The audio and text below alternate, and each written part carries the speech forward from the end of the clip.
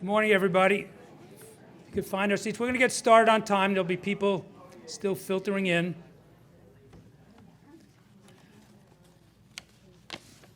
So good morning. Welcome to Thelma McMillan Center, Torrance Memorial Hospital, Frontiers in Addiction. I'm Dr. Mo Gelbart, the Executive Director here at the Thelma McMillan Center. So this is our last program for 2019. We've been doing these programs over 20 years. And we've had a great year, which is going to be capped off by someone we're so pleased and proud and honored to have speaking with us. And I'll introduce Dr. Marich in just a little bit. So this is also the week before Thanksgiving.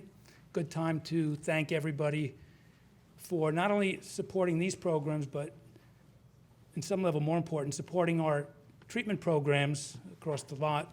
And because without that, two things. We wouldn't be able to continue to treat the community like we have for 30 years.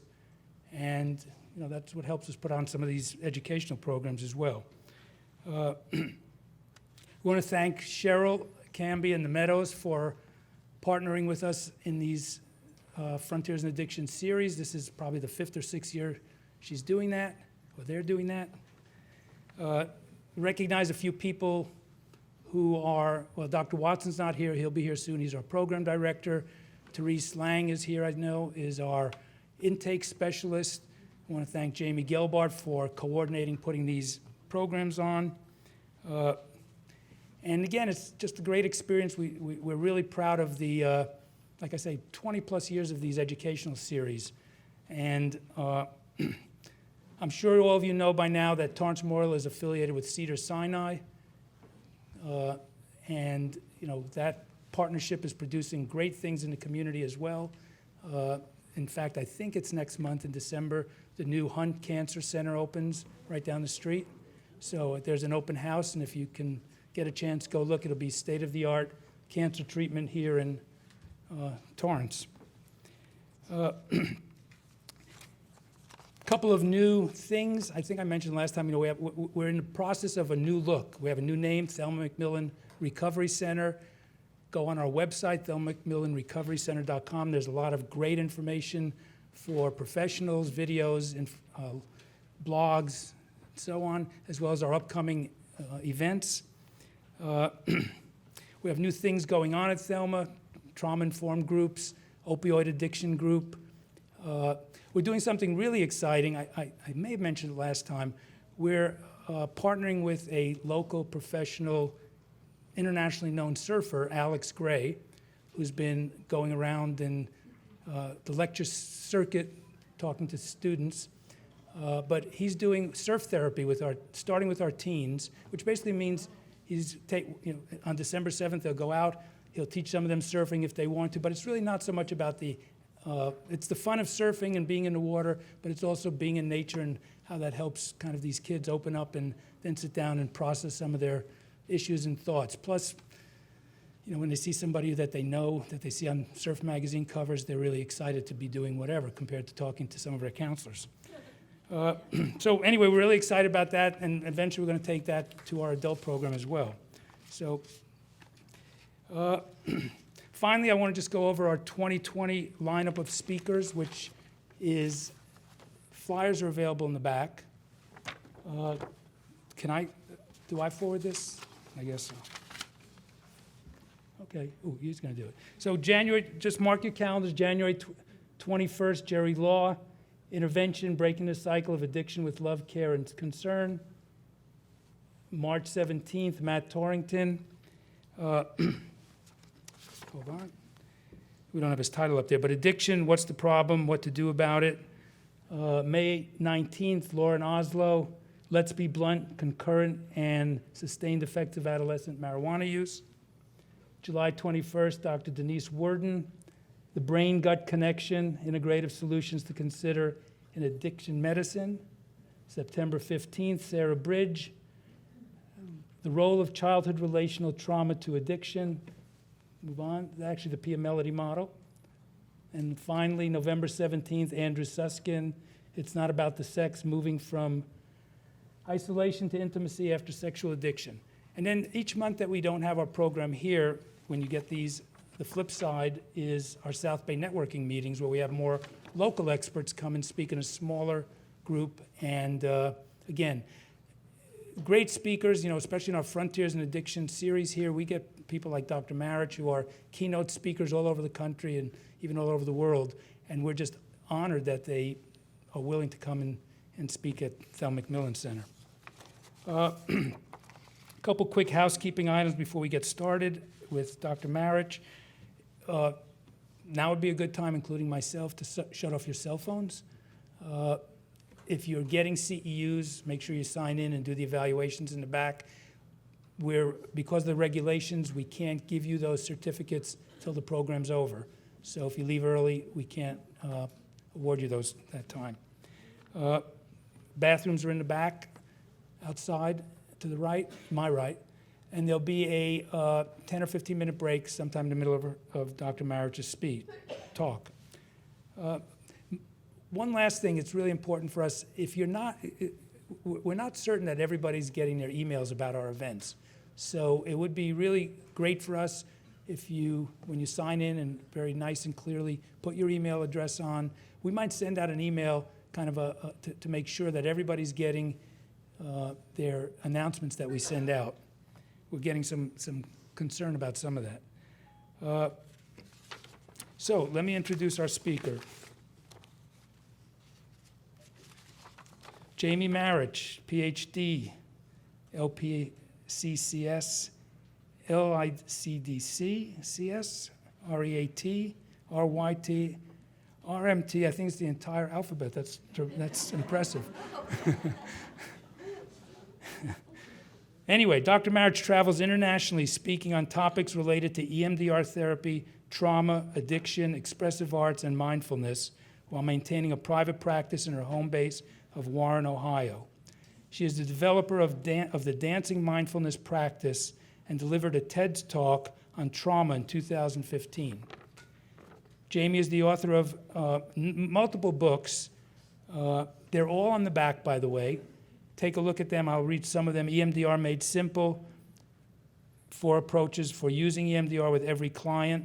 Trauma in the 12 Steps, a complete guide for recovery enhancement. Trauma Made Simple, competencies in assessment, treatment, and working with survivors.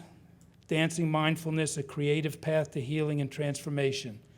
In collaboration with Dr. Stephen Danziger, Marich's latest book in EMDR therapy and mindfulness for trauma-focused care.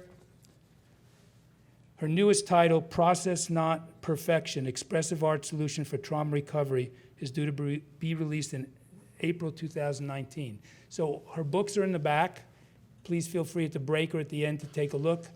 And they'll be available for purchase through Jamie.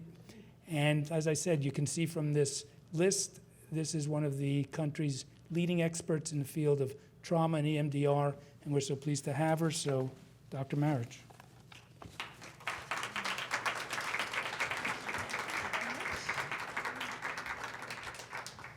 Thank you so very kindly for the introduction and for having me. So all the letters after my name basically mean I do a lot of the weird stuff, like Reiki. I'm an expressive arts therapist. I'm also a registered yoga teacher. And on more of the field level, I am a chemical dependency counselor as well as an addiction counselor. Well, addiction chemical dependency. I know it's different state to state what we call them. And a licensed professional clinical counselor. And all of that really means for me is that I've been passionate since the beginning of my career about blending it all. I was delighted in the housekeeping announcements before to hear about surfing therapy, because that's a really cool way to practice mindfulness. Really, any avenue of human experience can be a way that we can practice mindfully and connect to the present moment. And I really believe that while the field has given us a lot of tradition that still works well, I'm always applauding centers and programs and people that are thinking outside of the box, because human beings are just so multidimensional. So let's start by taking a couple breaths together and just centering.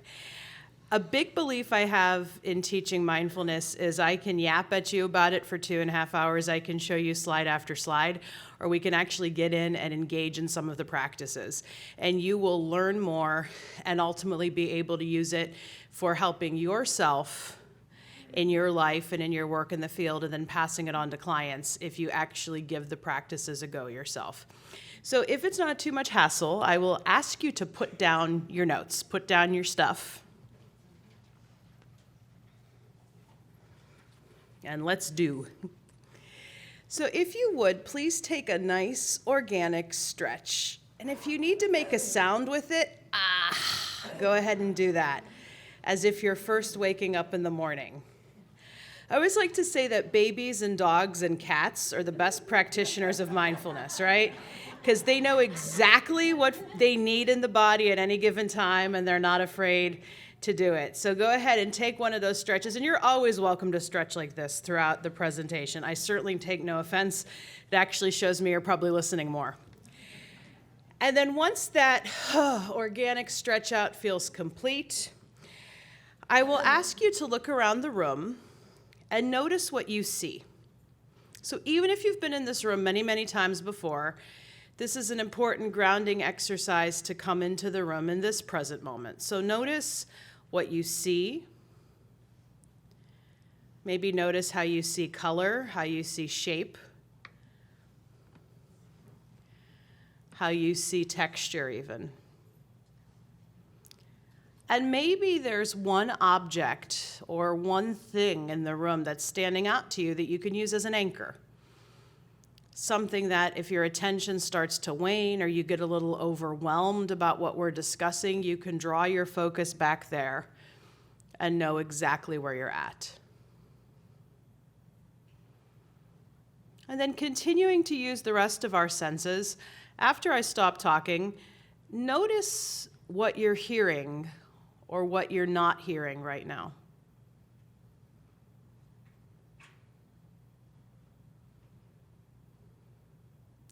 Take a breath and notice if there's a smell in your awareness at the moment. And maybe even swallow and notice if there's a taste that you're aware of. Like I still taste coffee in my mouth. And then for texture or sensation, a couple ways to do this. You can touch your clothes. You can perhaps touch the chair you're sitting on. You can also press your feet into the ground. And just be aware of what we might call sensation, or these things you can tap into in the sense of touch. And notice perhaps how all of these different senses we scanned announce awareness, tell you where you're at. And then if you wish, you may close your eyes, or you can leave them open with a soft gaze. A real principle of teaching meditation and mindfulness in a trauma-informed way is you never want to force people to close their eyes. In fact, keeping the eyes open might actually help you stay more here and now. So whatever feels best for you, closing the eyes or leaving them open, let's just take about a minute, minute and a half to let ourselves fully arrive. If it's helpful for you to track your breath, you can track your breath. If it's helpful for you to tune into one of those senses that we scanned, you can do that. Just let yourself fully arrive.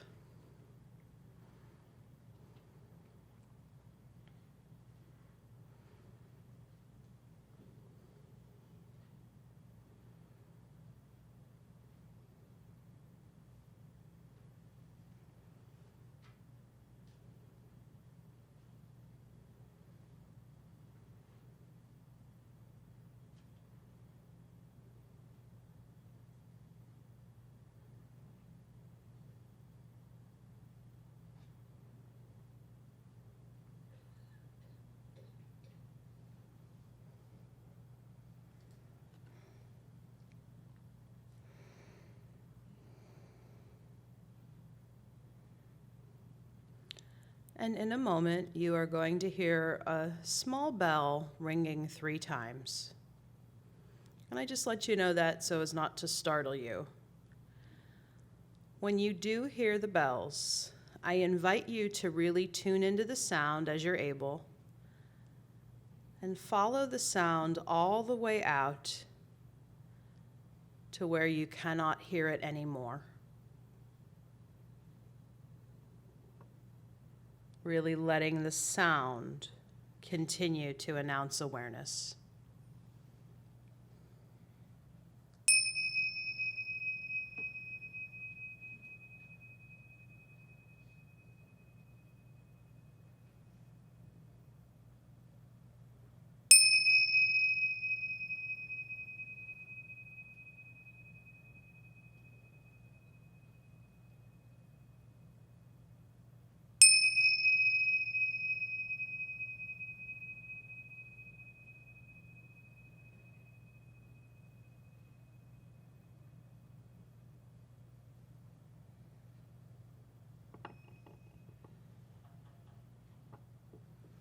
And then let your eyes gently blink open, not rushing the transition. If your eyes have been closed, it's always important we take our time orienting back to the light, not rushing to the next thing. And if you need to take another one of those stretches, go ahead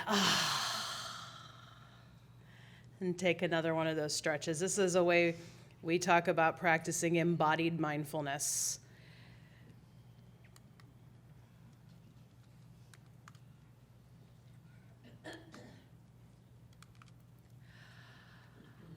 So let's more fully dive into some of our content to best maximize the 2 hours or so that we have to work together today. On your handouts or slides that you may have received, you have a little bit more about my background if you're interested. As I said, I don't think that's as important, and especially in a talk where we're really going into things very briefly. I think the biggest thing I'd like you to know about me is that even though I do have a lot of academic hands in this field, first and foremost, I am a person in long-term recovery who is alive because I've been taught all this weird stuff.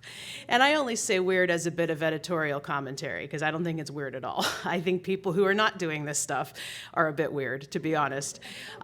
Because addiction, even if you do frame addiction in the disease model, we're whole beings, we're whole people, and we can get affected in a variety of ways due to the disease of addiction or due to, and the reason I'm kind of stumbling over my words with that is in the larger field, there's still a lot of debates about the terminology, right? About how we're framing addiction, especially now the more that we're looking at trauma's role, either in causing addiction, addictive substance use disorders, or exacerbating it. And part of what I teach is I don't really care what you call it. I don't even really care what model you use because there are a lot of different treatment centers out there using a lot of different models for healing addiction. And this is what I like the most about mindfulness, is that it's pretty trans-theoretical. Whatever theory, whatever model you espouse in working with addiction, there is likely a place for integrating mindfulness-informed interventions into it because they really are an invitation for us to get back to the essence of who we are and to stay connected to the present moment. And whether you're a rigid old school 12-stepper or whether you're somebody who has really kind of abandoned the 12 steps and has moved more in addiction as a trauma manifestation direction, or whether you're somebody who's both, because I kind of exist in the middle of both paths, there's room for teaching and working with mindfulness, yoga, holistic interventions, especially as an avenue for coping, as an avenue for distress tolerance. And that's one of the reasons I just really, really love mindfulness. So to give a little just more of a clarification, particularly because so much of the focus of today's talk is on trauma-informing mindfulness, as I mentioned, just to kind of out myself formally and where I stand theoretically, is that I am still pro 12-step, pro disease model, but I also think if you follow it to a rigid adherence as it was written in 1935, you're out of touch with what we've learned about the impact of trauma on the human experience. And so if you're familiar with my work, Trauma and the 12 Steps, for instance, something that I really advocate for in that book is we can learn from both sides of the spectrum. We can still acknowledge a lot of what has worked about the traditional aspects of the addiction treatment field, but we also need to acknowledge that we've learned about a lot about trauma, right? And its impact on the human experience since 1935. And so there is a path to recovery that really does adhere to, or can adhere to, this both-and approach. And something that I say in a lot of my work is that rigid acceptance of the disease model, or you can be rigidly opposed to the disease model. Like, I don't like this 12-step stuff. I don't like people calling it a disease. It's about trauma, period. And something that I really do emphasize, and a big part that I have seen in studying addiction and studying treatment programs, is if you're rigid to anything, it's not optimally trauma sensitive. If you have an attitude of this is the way we do it, period, that takes away a flexibility that helps you to really meet people where they're at and be able to renegotiate their lived experience with the present moment, which is so much of what recovery asks us to do. And so some of what I hope to model, even as we cover a lot of these mindfulness strategies today, is even how in your languaging of these different interventions, you can be more flexible. I always say that flexible structure defines a lot of what I do. Because as mentioned, I still like the steps. I like a lot of these traditional mindfulness interventions. But I also believe that as professionals teaching them, we have to be able to modify them for the needs of clients or for the needs of our groups. Because you can read a mindfulness exercise that's 25 minutes long out of your favorite Alan Marlatt book, but if your group isn't following along with it, it's not cool to just say, okay, the group's being resistant, they can't do it. But it's how can we modify it? And here in a minute, we're going to get on the same page definitionally about what mindfulness even means. And even the definition of mindfulness gives us a lot of the key to how we can really pitch this to clients as a healing intervention, especially if they seem to resist it.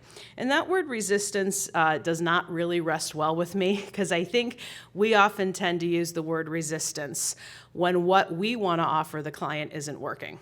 Right? And as one of my students turned colleagues used to like to say, I don't believe there really is such a thing as resistance, that it's always about something. There's something underneath that resistance that we can explore. And maybe as opposed to an attitude like, well, what we're doing isn't working, how can we modify it? And if I'm asked to kind of put trauma-informed interventions into simple terms, one of the points of study I always highlight is how can we modify what we're doing? Because typically there is always a modification, even when a client says something like, well, I can't breathe, I can't sit still. I can't do this mindfulness stuff. My answer to that most days is, yeah, neither can I. It's still a struggle, even though I've had a pretty dedicated mindfulness practice for over a decade and have been practicing meditation and recovery principles a lot longer.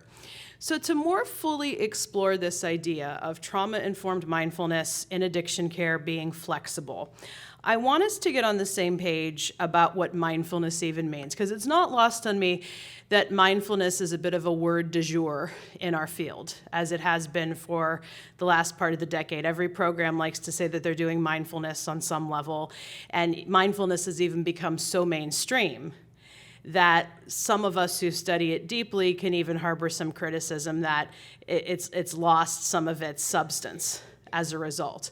And I'm not necessarily opposed to mindfulness becoming mainstream, because for me, the more the better that people can be exposed to it, but I do think we have to stop and consider what it really means. So, for any of you who have a mindfulness practice in the audience, you could just call it out and I'll repeat it, because usually these definitions aren't too long. If somebody asked you, or a client asked you, what does mindfulness mean?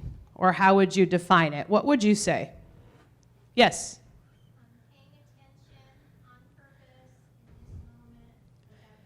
Paying attention on purpose in this moment without judgment. That is a textbook John Kabat-Zinn definition. Wonderful.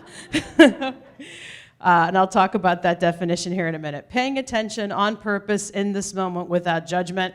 In later writings, John Kabat-Zinn has said, paying attention as if your life depends on it. I'm not the biggest fan of that definition personally, because I think it can create some striving. Although I did have a woman in recovery once say, no, I like that definition. Because for me, it is a life or death matter to be able to be present, to be able to be here. So she really liked that particular definition. Anyone else? How would you define or describe mindfulness? Yes? Part of the in the now. Yeah, in the now is really just a good phrase to put on it. Yes? Paying attention to what you're doing when you're doing it. Lovely.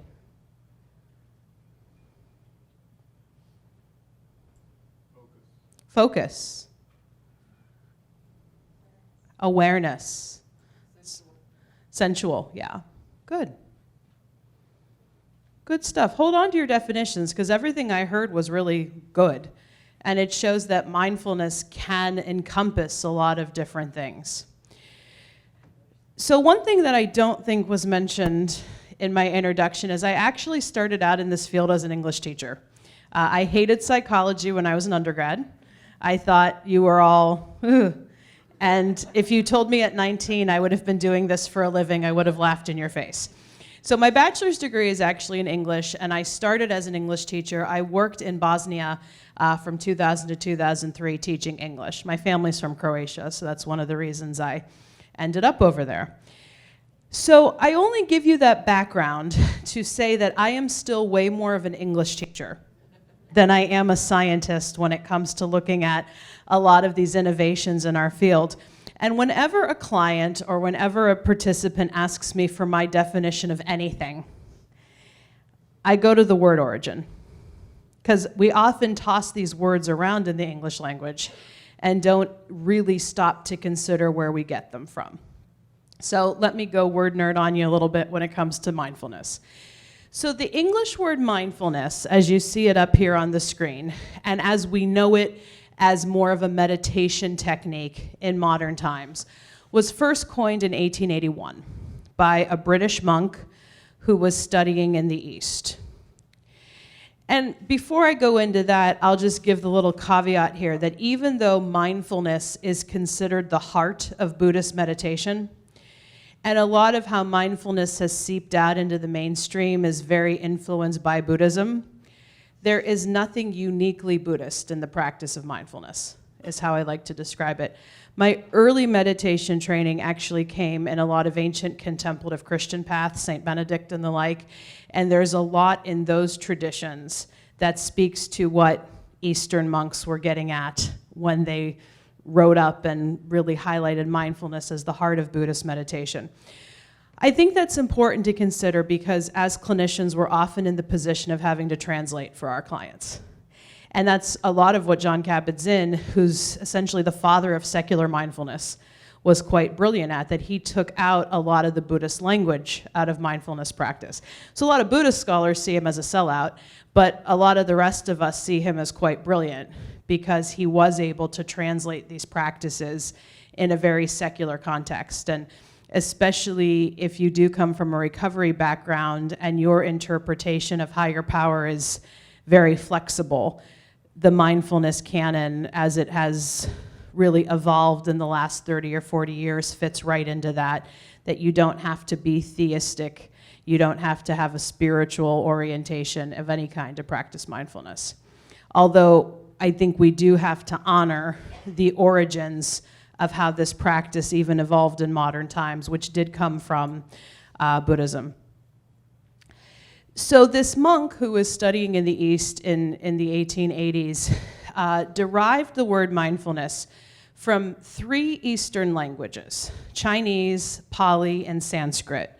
So all 3 of them had words that would resonate with what we now know as mindfulness. And he did some wordsmithing himself to come up with the term mindfulness as the best possible English language presentation on what we're talking about.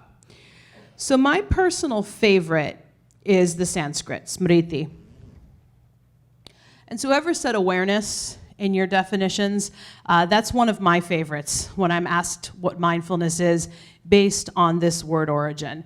And actually, the more I've studied the language myself around all of this, I actually think the word awareness is better than mindfulness to describe what we're doing with these practices. Now, I have a company called the Institute for Creative Mindfulness, so my manager likes to joke me all the time, you're not going to change the name of the company, right? So yeah, I mean, I just think it's kind of a semantic thing.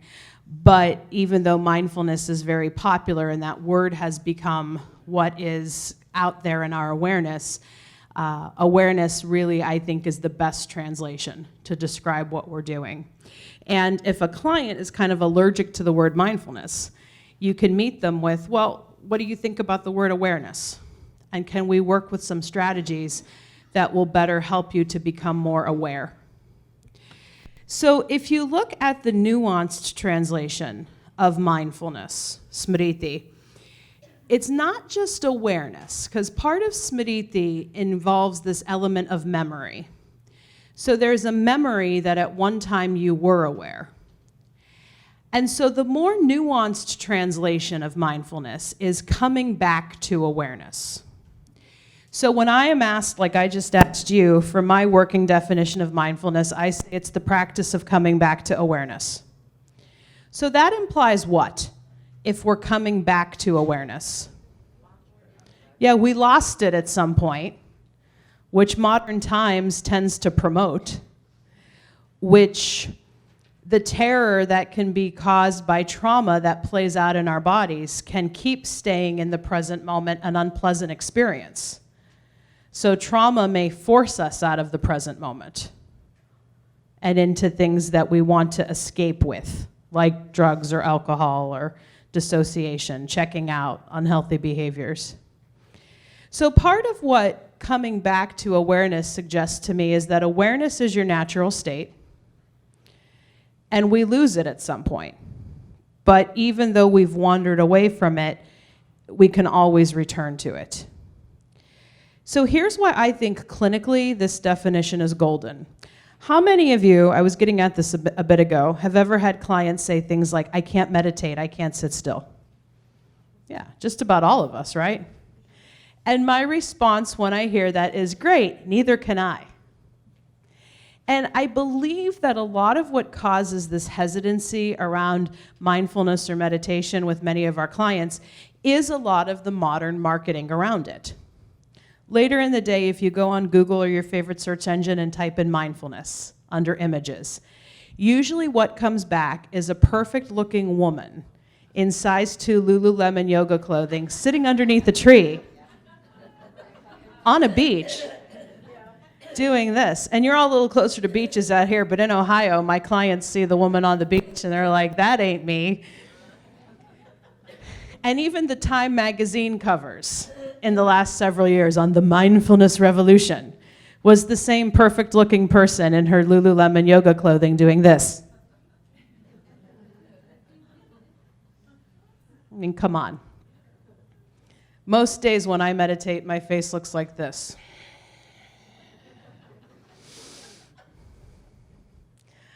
A personal favorite image of mine, I may have it somewhere in this slide presentation of mindfulness. Y'all know the poop emoji? They have pillows now of the poop emoji. And a couple people have received images of me kind of just hugging the poop emoji. And to me, that's what mindfulness is too. You're embracing whatever comes. You're not trying to change it. You're not trying to push it away. You're just being with what is as is. And so a big element I also have to work with clinically is clarifying some of these misconceptions about what mindfulness means, because a lot of the marketing around it is it's a relaxation technique. It can be. It may help you relax, but fundamentally its power is in helping you be with whatever is. And if you have any traditional addiction training, you know how important that is, right? To be able to be in the day, be in the present moment, be with distress, as it comes. And if mindfulness is practiced consistently, there really is no better practice for helping you be able to be with what is at any given moment. But if you're going into it thinking, oh, it's just a relaxation technique, or if you go into it thinking, I have to be like that perfect person meditating on the beach, you'll set yourself up for resistance before you even give it a try. And so another approach based on that I take to this clinically is we have to share it in measured doses with our folks. That a lot of the material out there is written for doing 20 or 25-minute practices in one shot. Even a lot of the mindfulness-based relapse prevention curriculum that officially has the evidence-based stamp on it and whatnot. And most folks that I work with, especially people who are still raw from unhealed trauma, sitting still for 1 minute can be a victory.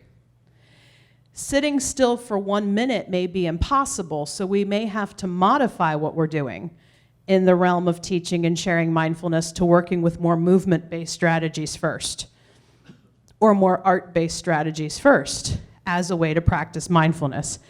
Because another misconception that I also think we have to bash is this idea that mindfulness is just sitting meditation.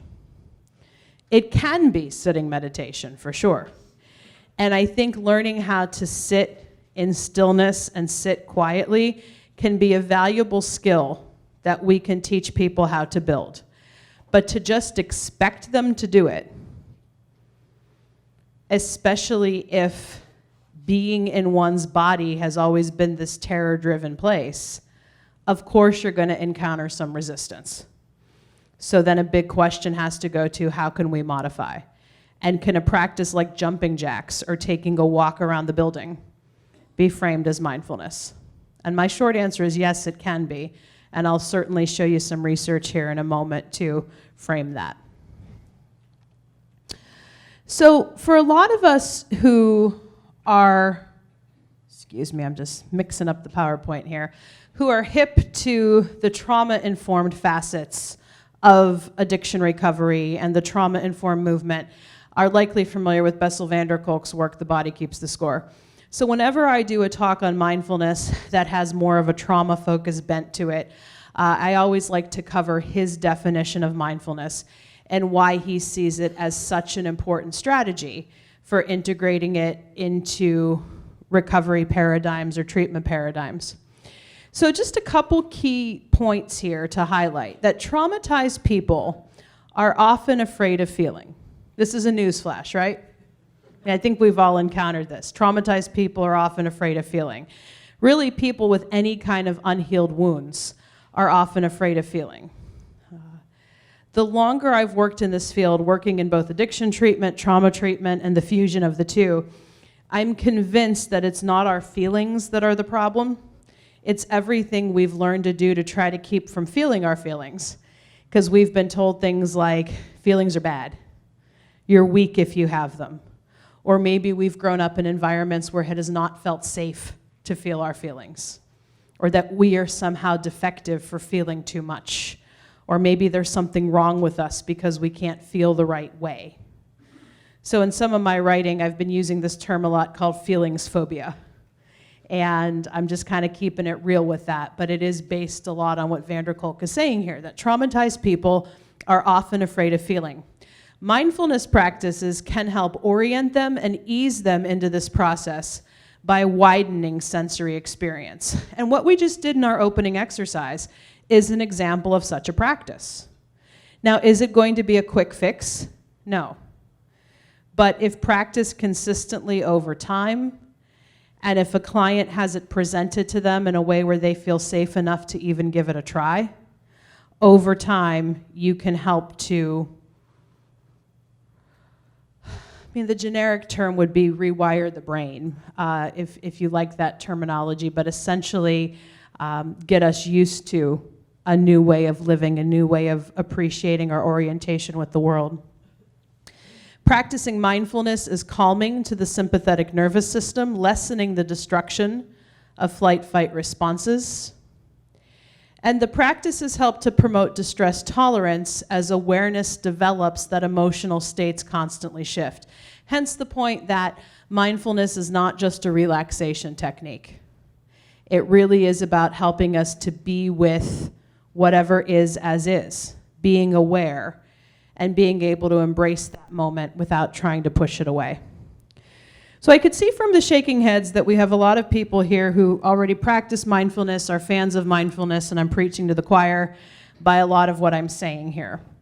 But I do find it's important to frame this with a little bit of research, just because I still run into those facets of our field where like, oh, this mindfulness stuff, it's just kind of hippy-dippy. It's not doing the real work that CBT might do, or it's not doing the real work that 12-step recovery may challenge a person to do. So this is a meta-analysis that was conducted and published in 2017. And I am a big fan whenever I cite research of going to meta-analytic studies. Because if I can just share my cynicism for a moment, anybody can prove anything they want with 5 or 6 studies from the literature. I see people do it all the time.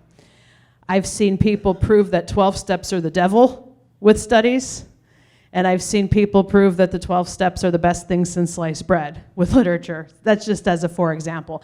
So I really think you have to look at meta-analyses. A quick review from grad school. Meta-analyses are studies that look at a combination of different studies, running comparison and contrasts, and trying to measure for something called effect size.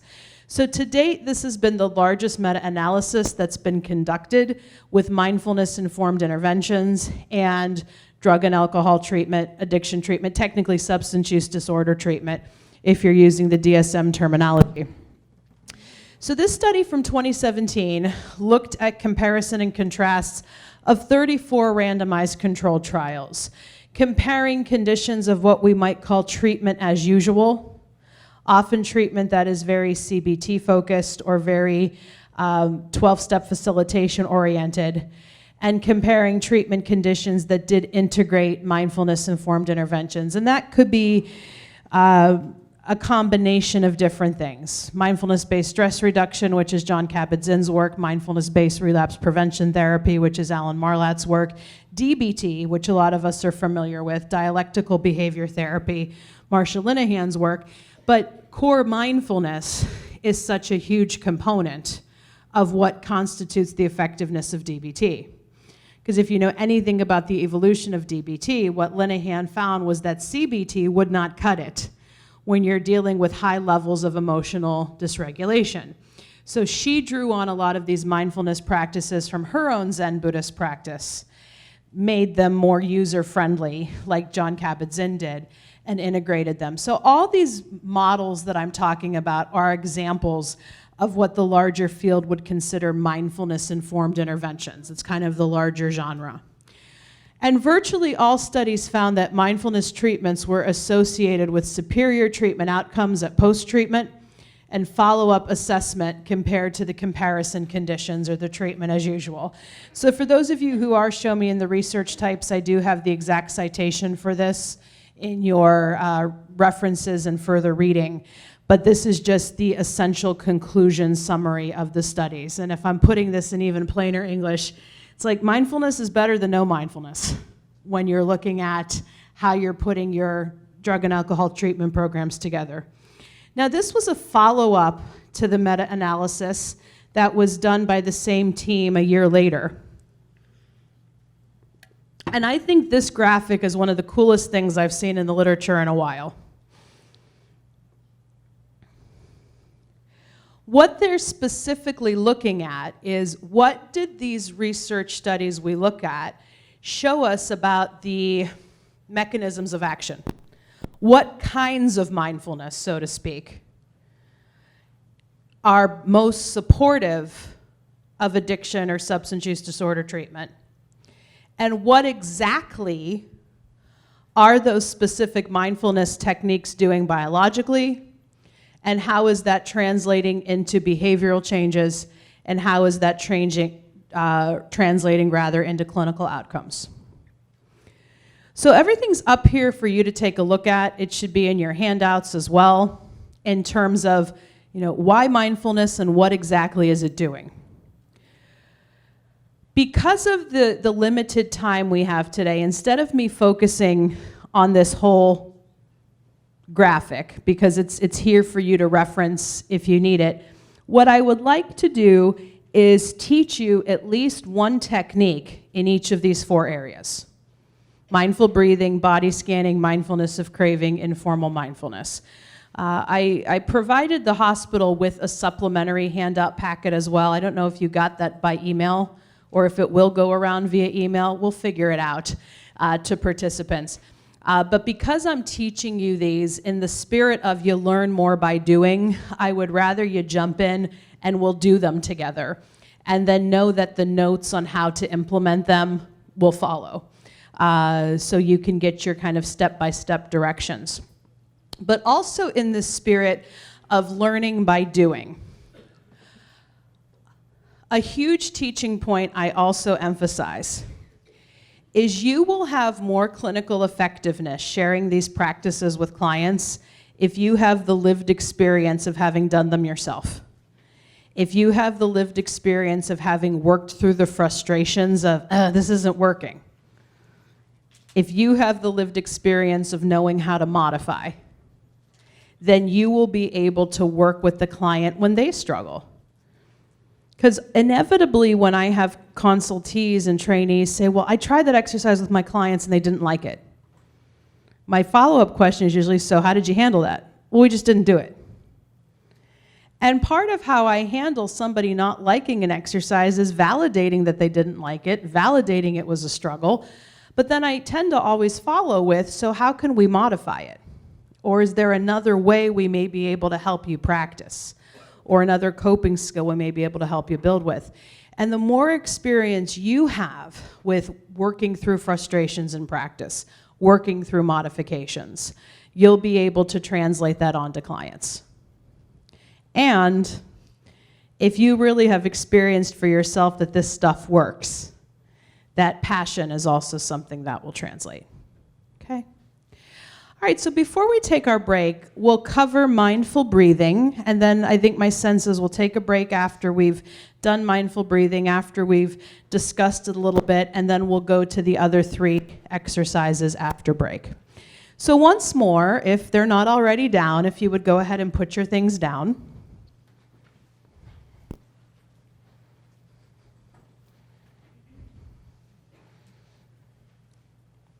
And if you need to take another one of those stretches to help transition you into the exercise, then please go ahead and do that.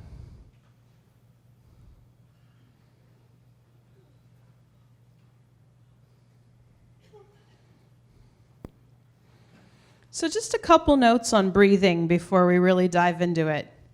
Too often we tell people, you just need to take a breath. And it could come across as very kind of, well, if I could, I would, but I'm a little activated at the moment. And I hugely believe that breath is one of the most important skills we can teach clients. It's one of the surest things we can do to reset our nervous system at any given time. But we also have to recognize that asking someone to take a breath can be radical. It can be a hard thing for them. So part of what a mindful breath approach helps us to do is really break it down, So before we get into the mindful breathing exercise, I'd like to do a little bit of a prep drill with you. Put your shoulders up by your ears. Don't hurt yourself, please. But I would like you to hold this for 20 seconds or so. And I'd like you to consider that this is the universal symbol for hypervigilance. Right? Always being on guard for something bad to happen, which is a feature of unhealed trauma. What is happening to your breath as your shoulders are up by your ears like this? Yeah. Now just release the shoulders. And automatically notice what's happened to the breath. So when clients ask me, why do we have to do this breathing stuff? And I don't mean to shame clients, because that's me half the time. Why do I have to do this? I show them this exercise because I want them to see just how much their breath has been affected. Maybe not so directly by hypervigilant responses, because we may not spike this much, but often I do. And it's important that we see just how much it's affected our breath. Another little prep drill you can show as a way of showing clients why this breath work can be so important. I'd like us to all take 3 breaths in through the mouth and out through the mouth.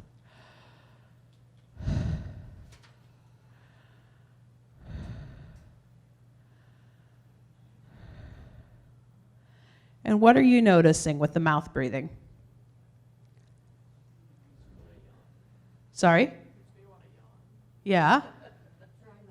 Yeah, you get dry mouth. Does it feel like a shallower breathing? Like it's all up in your chest? And this is more the breath we get into when we're kind of in that state of pre-hyperventilation or when we're on edge. That mouth breathing tends to be very shallow. So with any mindful breathing strategy you teach, or if you do have a yoga practice and you get into working with more yogic breath strategies with your clients, breathing in with the nose is the common denominator of all the different breaths you can learn. That getting a nice nose inhale is really key to helping to deepen the breath. So we'll transition now into a little bit of a mindful breathing sampler, and I'd like to explain just a little bit of my rationale for teaching the order that I'm teaching these in. Yes, deep breathing is awesome. However, if you lead with deep breathing, for people who are used to holding their breath or tensing their breath or haven't had an experience with deep breath, you may overwhelm a client. Because I know I've had that experience of clients saying, well, I'm lightheaded, or I got too relaxed too quickly and now I can't protect myself. So the key here is how can you introduce breath gradually? And as I'm going to demonstrate, a key to that is don't worry about deep breathing at first. Just tune into the fact that you are breathing and being mindful and attentive to that. And then once you get in the flow with that, I'll give you an invitation to deepen the breath in a more mindful way. So you will have a chance to experiment with me, very similar to how I work this strategy with my clients. All right, so once again, keeping your things aside, you may close your eyes or leave them open. If you know that you struggle with getting overwhelmed easily, if you have a tendency to dissociate, if you're not sure about this yet, keep the eyes open. It works just as well and may help you feel a little more grounded.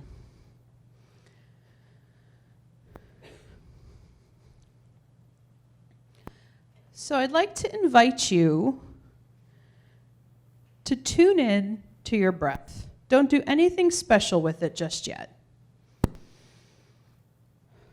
Notice the natural rise and fall. Perhaps you're noticing that in your stomach. Maybe you're noticing a bit of rise and fall in the chest.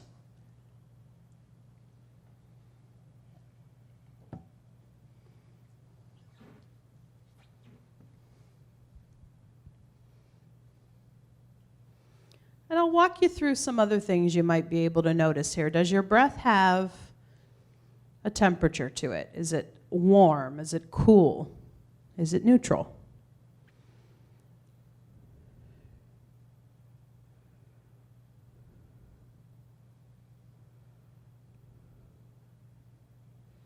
Maybe there's a subtle sound or a subtle vibration that accompanies the breath.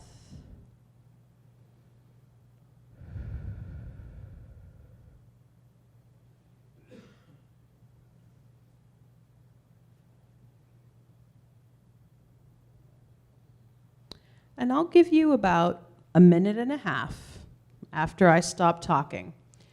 And your only task here is to stay focused on the breath. Now, if this is a challenge for you, a couple suggestions I can give you.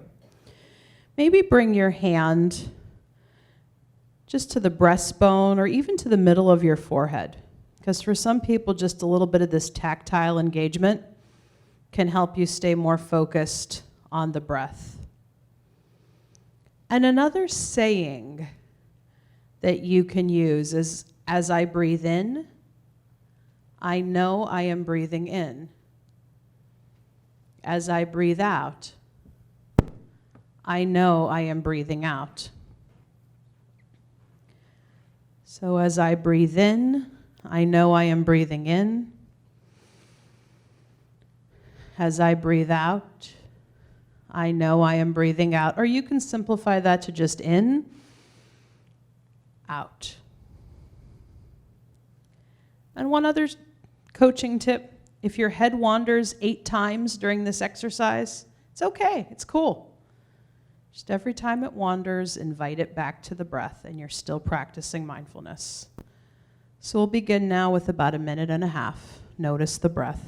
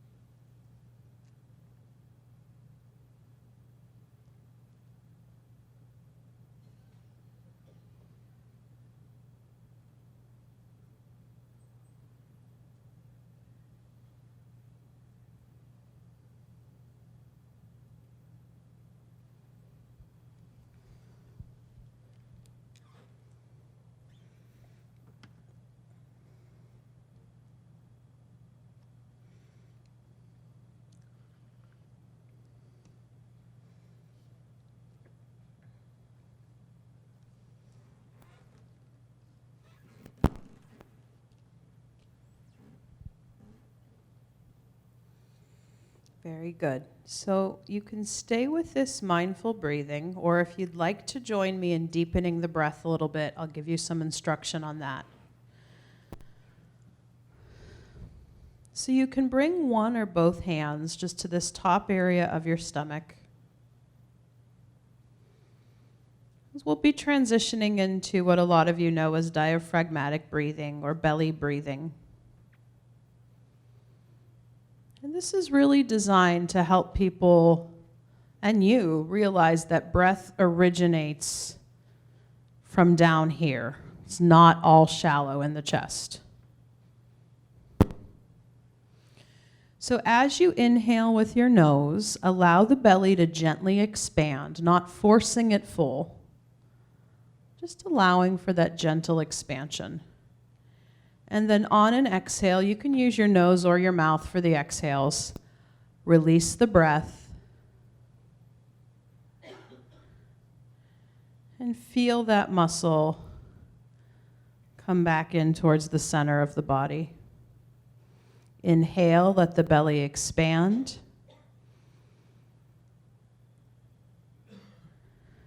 Exhale, let it go. So I will give you about another minute here, 6 to 8 breaths, to experiment with this breath at your own pace. My depth may be a little much or not enough for where you're at today. So experiment and see what level of fullness feels nourishing or pleasant for your body today. And then release it.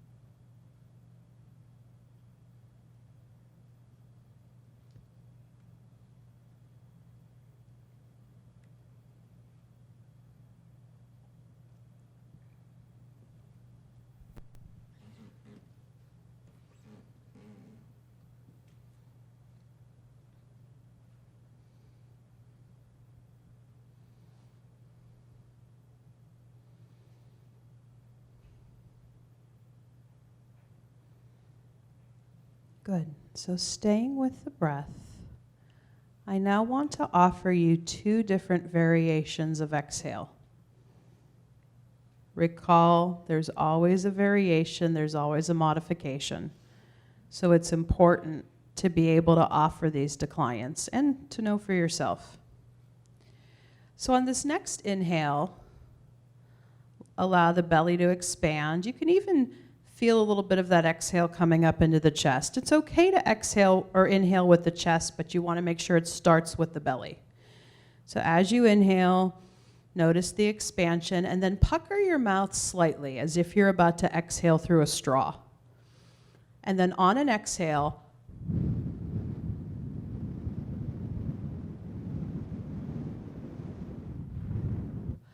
release the breath as if you're puckering the lips and exhaling through a straw. So we'll try about 30 seconds of that variation. So inhale, belly expands.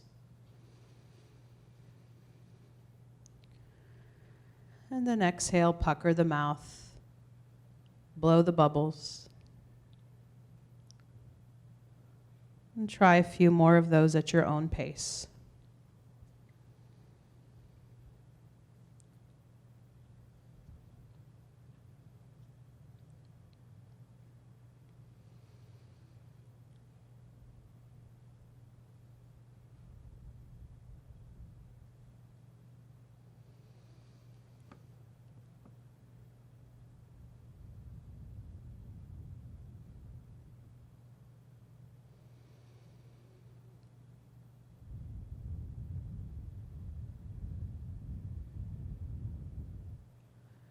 Good. So release that exhale. And notice what you're noticing now. And when I ask that question or issue that challenge, I'm not looking for anything specific. Notice what you're noticing now. This is how we build body awareness. So you may be noticing that sucked, using client language, or my language sometimes. Because it could be that it's overwhelming to sit like that. And my body's feeling a little certain kind of way or a little weird. Or it could be that you're feeling very deeply relaxed. And if so, notice that phenomenon in the body. And this will all be very significant as we go to our next ones, body significance, body scan rather, and mindfulness of craving, to learn how to pay attention to our bodies that we may feel very cut off from. So one more variation on the exhale. I'll invite you now to take a nice deep breath, let the belly expand. And have you heard that phrase, sigh of relief, before? Very good. So now do, at your own pace, a few breaths like that, just getting a nice engaging inhale, and then exhaling a sigh of relief. And if you want to get a little more demonstrative or expressive with it, one of my colleagues does this with her teenage clients. Exhale the drama. So inhale, exhale the drama. Let's try 2 or 3 more like that. Inhale, be as dramatic as you want. And one more. Beautiful. So once again, briefly scan the body head to toe. Notice what you're noticing after that version of the exhale. Perhaps notice qualitatively if there was a difference for you between the different modifications that we tried. And it doesn't mean anything if you liked one better than the other. It's just information that you're noticing so that you can be aware of what may work for you in the way of mindful breathing. So, before we break, do we have a wandering microphone, Doc? Yeah. Just any comments about your experience with any of the strategies we tried so far, or just any kind of quick questions. I'll allow time for more extended questions at the end.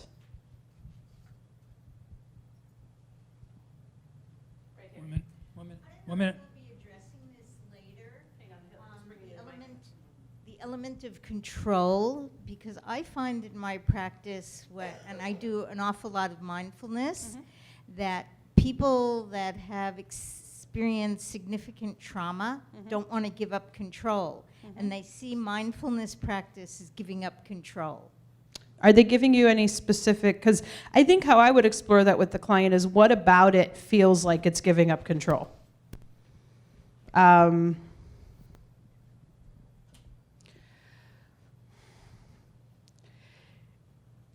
Because once I get that information from a client, I'm kind of better able to build how I would handle it with the specific client. I guess where I struggle with that question is, for me, mindfulness practice is ultimately about helping you come to this place of realizing you're in control of what you can be in control of, but there's a lot you're not in control of. And so I think my tendency is I wouldn't say, well, don't do mindfulness because trauma survivors are afraid of not being in control. On the contrary, any of these practices can help you actually gain a greater sense of self-mastery and deal with this reality that there's a hell of a lot we're not in control of.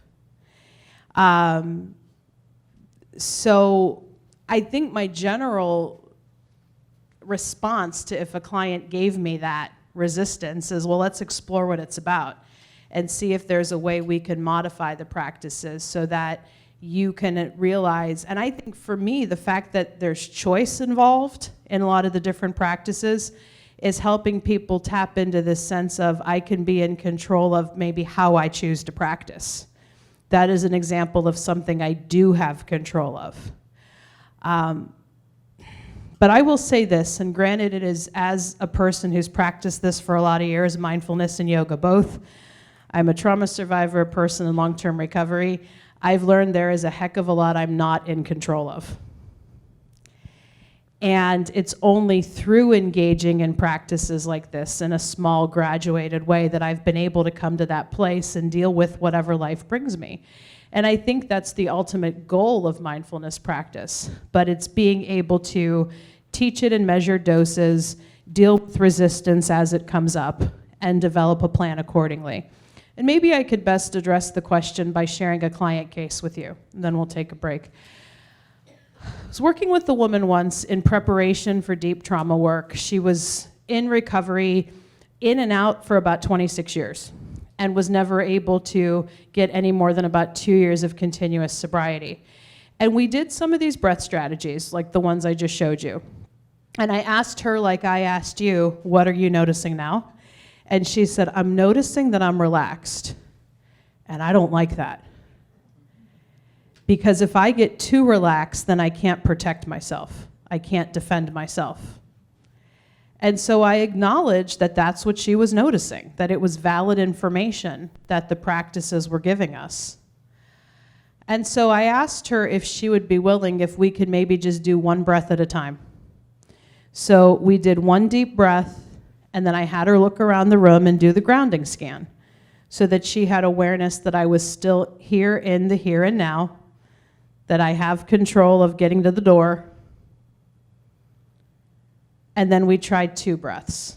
And then same thing, she had to look around. So I think the key is just baby steps. Go slowly, get the data, get the information about, well, what is making this difficult? Because I think I struggle even when trainees will ask me questions that are just very general. Like, well, what about the control factor with mindfulness? It can vary person to person. So I think the key is figuring out what's the struggle for them and then being able to adapt accordingly. So, and I'll give you a whole slide I have prepared on just key modification points that we may have to highlight going forward.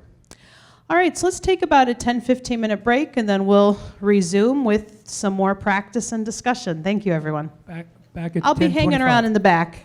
Okay, we're going to get started, and let me introduce, as I said at the outset, we have a partner in this Frontiers in Addiction series, the Meadows, and let me introduce Cheryl Camby to discuss their programs a little bit.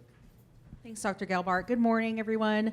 We had a great year, didn't we? And we're looking into another awesome year with great speakers, so we're excited to be a part of the program again in 2020. So my name is Cheryl Camby, as I say every time, with the Meadows. Meadows Treatment Centers are located in Wickenburg, Arizona. We've been around for over 43 years.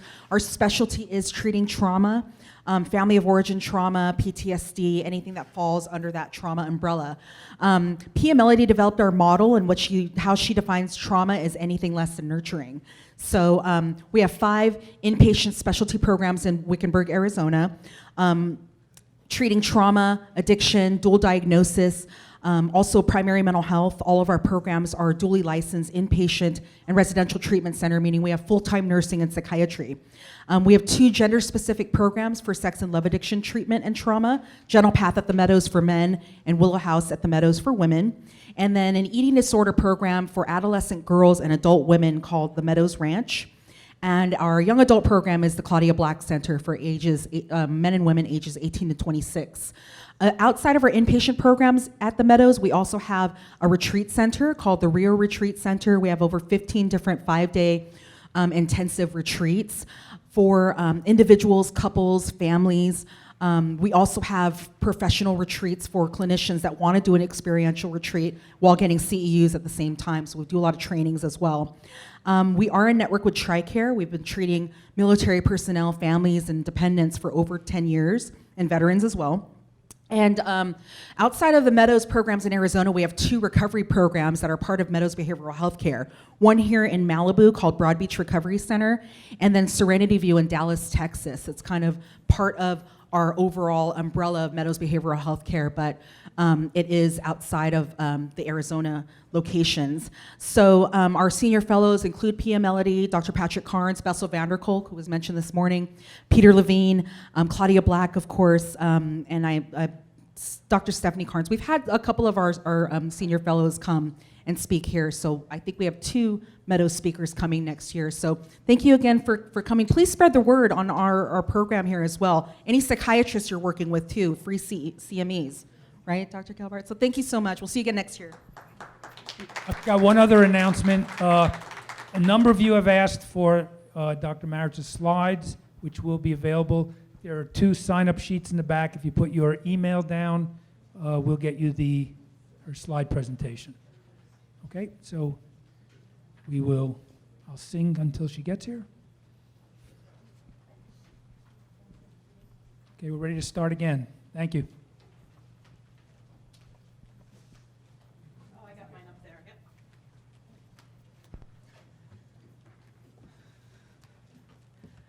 All right, so while we're getting back into our seats, I thought I would offer a little tidbit of the working definition of trauma I use. I was grateful to be reminded of Dr. Melody's here.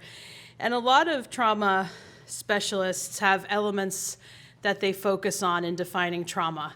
Because even if I were to ask all of you to give me your working definition of trauma, we might get about 50 or 60 different definitions. And what I usually like to say is that they're not wrong, because unhealed trauma is an extremely subjective construct. What is traumatic to me may not be traumatic to you, etc. So trauma, guess what? I go to the word origin when I define it, comes from the Greek word that means wound. And I have taught, and if I had more time with you, I would go into some of my teaching on this, it is in my TED Talk, that any unhealed wound, whether it be physical, emotional, spiritual, sexual, can be framed in this reference of trauma. And so what we are in fact treating when people come to see us is trauma that's been unhealed, because trauma that has been able to be treated and healed and addressed can go on and not affect the person in an adverse way, but can lead to something that we're now calling post-traumatic growth, or what you may just consider to be good old-fashioned healing. So when I talk about trauma, my frame of reference for defining it is any unhealed human wound.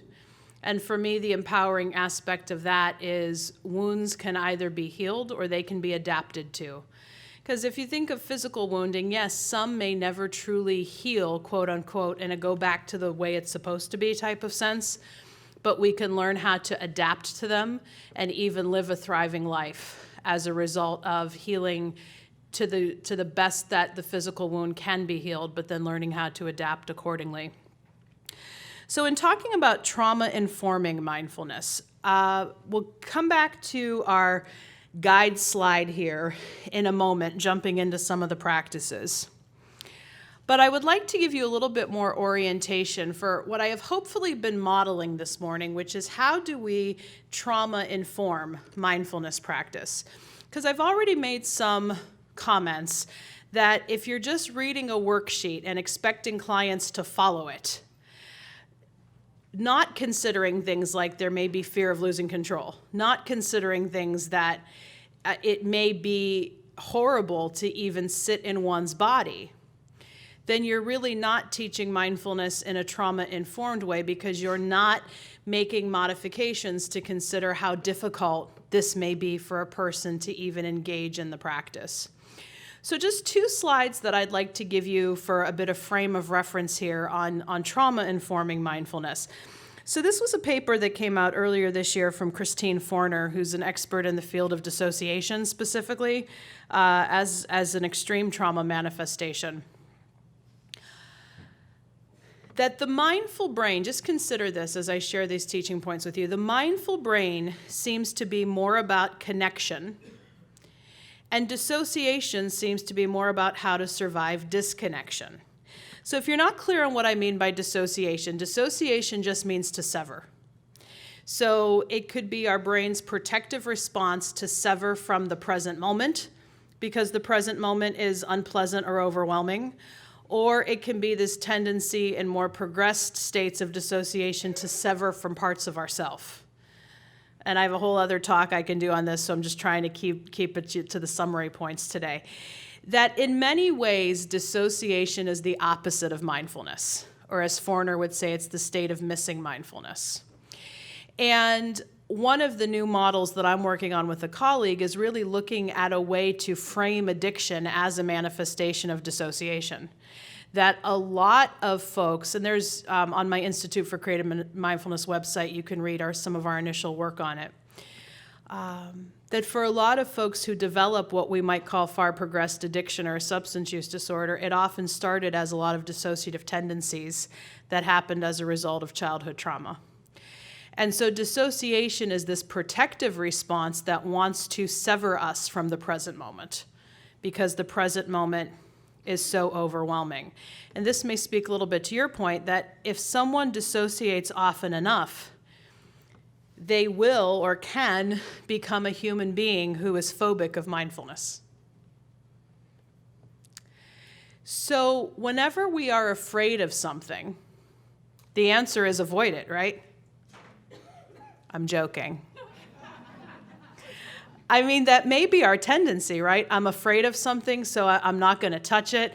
And we as clinicians can get this fear of over-triggering or overwhelming a client that we may treat them with white kid gloves. And the answer is really a both and, that I do think we have to validate the fear that somebody has that, yes, this is overwhelming what I'm expecting you to do or what I'm asking you to do. But would you consider that it may be the best possible chance you have to actually learn how to live in the here and now? And to live in a way that is more connected and that is fundamentally more adaptive and hopefully won't lead to the consequences caused by addiction, right? I want to share with you a little personal anecdote here, but it is one that has defined so much of my approach to all of my recovery teaching over the years. So I was mentored by a very wise American social worker when I was working in Bosnia. She was in long-term 12-step recovery. She was trauma-informed before the term was cool. Sister Ignatia trained her, but she also just had a phenomenal experience of working with a lot of Vietnam veterans, working with a lot of people who were severely wounded by unhealed trauma, and she knew she couldn't just barrel them with the party line, that modifications had to be made. And I was fortunate as all get out that such a person was the one who brought me recovery. And one day, when I went to her, having worked with her, just asking for kind of help, framing some of what was happening in my life, I shared with her a lot of my life story. I shared with her my life in chemicals. And she said, Jamie, after everything you've been through, it's no wonder you became alcoholic. So what are you going to do about it now? But in that line was the combination in the correct order of she validated me and then she challenged me. Too often in trauma care, we can get fixated on this validate, validate, validate. Oh, this happened to you, so I don't want to push you too hard. And on the other side of the spectrum, which I've seen in a lot of traditional addiction treatment, it's, don't deal with the trauma. We don't want to baby them. We don't want to give them excuses. And it's push, push, push, challenge, challenge, challenge. And what Janet did with me that really has defined so much of my life and my career is she validated me first. But then from that place of validation, knowing that I was safe enough with her, I was open to being challenged. So I think the answer here in terms of trauma informing, whether it's these strategies you're learning today or other strategies that you're teaching clients, is you want to first acknowledge that this can be difficult, what we're learning. It's new, it's radical, especially if you've been living most of your life cut off from the present moment. And if a client says that an exercise is particularly hard for them, hear that, listen to that, ask, explore what some of the issues are. But then through learning what's making it hard or difficult for them, try to develop a plan of action. Because people do not get better absent any kind of, I don't want to say push, because we don't want to push people, but we do want to challenge people. And there is a trauma-informed way to do that. So this comes from, at least this summary slide comes from my book, EMDR Therapy and Mindfulness, but it does represent a lot of what's being taught in the trauma-informed yoga and mindfulness community. And I hope that these are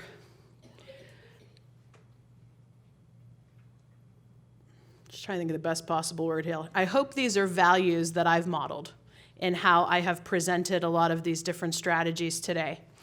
Eyes can stay open. So I got an interesting question about this over break, so I think it's interesting to, or possibly good to address it with the whole group, that different practitioners have different opinions about the eyes closed or open issue. I will say in a lot of traditional schools of Buddhist meditation, eyes actually do stay open, because it is seen as the way that you stay more aware and not fall asleep. There are a lot of yoga traditions, on the other hand, where meditation strategies are taught with eyes closed because it believes it drops you into a greater state of deepened awareness. Yet I learned that very hard lesson with an early client who I was teaching a lot of these strategies to. And I had her close her eyes because we were doing a relaxation exercise and I was walking her through with closed eyes as I had been taught. And about a minute into the exercise, she just yelled, "Stop," very abrasively, put her hand up. And she said, "No, I'm getting relaxed. You're asking me to relax. It's the dark." And I was abused in the dark. And a lot of abusers will also use induction words like relax. You're safe with me. And so in a lot of my work, which you can check out on the website, like I don't like using the phrase, "You're safe with me. You're in a safe place. Let me watch the room for you." Because I do believe we fundamentally want to empower people to make choices for themselves. That's how they build a sense of self-efficacy and knowing that they can be in control of what they're in control of. So I really believe every exercise that we teach folks is an opportunity to work with choice. And eyes open or closed is a very simple one. You can close your eyes, you can leave them open, you could try a mix of the two. The exercise is going to work either way. Time in the exercise is variable. Time in the exercise is one of the greatest modifications you have at your disposal. Because if you're reading an exercise that you like, let's say in a book or one that a teacher went over with you, yes, it may be 25 minutes in your teacher's version, but know that doing it for 3 minutes may be all a client can handle. And so you can always shorten the time of an exercise and build up. I also like to let people know how long they will be in an exercise, specifically the silence, and I hope that's something I modeled for you this morning. I said things like, I'll give you about a minute to experiment with the breath, 6 to 8 breaths. Because have you ever taken an exercise class or a yoga class that's maybe a little more flowy, and the teacher says, just 2 more? It can create that feeling of there is an end in sight. And I feel that when you leave folks in silence for too long, that's where this idea of breath makes me more nervous. Relaxation exercises make me more tense because I don't know when it's going to end. And that's a little just tip I can give you for cutting a lot of that in half. Clarify any misconceptions or misinformation about mindfulness or meditation means. I gave you some insights on that. That myth clarifying is often what we have to do, being open to variations in practice, to consider that taking a walk in a very mindfully intended way, doing some art with this goal of present-oriented engagement, doing some dancing with some present-oriented engagement may be the best way that you connect the dots for folks. And we'll demonstrate some of that here as we go back to our slide. Okay. I know we have a list starting for the handouts. In addition to the slides, which are not that numerous, I also gave the team a handout packet with kind of step-by-step flows of the different exercises. But in the spirit of what I've been teaching you, don't read it verbatim with your folks, because you may have to modify. And that's why I've said, and it was on the last slide I showed, having your own practice can help you be able to work with these modifications. Also on the back table, I have these little 3x3 cards that you can take. Please take as many as are still out there. With a website I keep called traumamadesimple.com. This is a resources website that I have directed to be very client-driven. So any exercise that I'm teaching you today, there's a YouTube video for it that's cataloged on this website. So if you want to review them for your own study, or if you feel that this site is appropriate to pass along to clients, I try to make a lot of my stuff available for free online, and this is the best place you can get all of them. All right, so we're going to move now into body scan. So body scan is one of those exercises. There's many different ways to do it based on different traditions. And what I said about time in the exercise being variable, I know of no other exercise where that matters more than body scan. Because it could be that you've been on a mindfulness or a meditation retreat before, and a teacher has taken you through a 45-minute body scan. It's possible, where you start at the top of the head, go all the way down to the crown of the toe, and you pay gorgeously significant detail to all these little parts of your body. I would never do that level of detail with a client. The one I'm going to be teaching you today is about a 6 to 8 minute modification, and you could do even a shorter modification, which I will show you after that, and that's more the kind that we use in EMDR therapy. But the purpose of body scanning, it really is like a mindful Simon Says, where you as the facilitator say the name of a body part, and you invite your person to draw their attention and their awareness to that body part as best they can, because some people may feel a little cut off from certain parts of the body. And if anything, the body scan exercise can be a way that a person starts to notice where they may have gaps in awareness in their body. So we will try about a 6-minute version of body scan, and then I will show you 2 modifications that you can do with it. So you can do this in your chairs. If you don't mind funky public carpets, you're fine to lay down, because a lot of people like to do body scan laying down or sitting against one of the walls. Just take a minute to get in a position that you can sustain for the next 5 or 6. And then we will begin with our body scan. Taking one of those baby stretches again, a nice integrative transitionary stretch may work for you.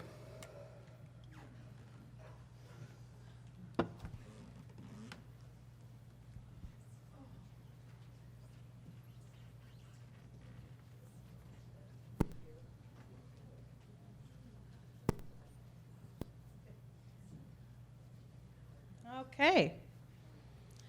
So once you're settled, I will give you the choice once more of closing the eyes or leaving them open.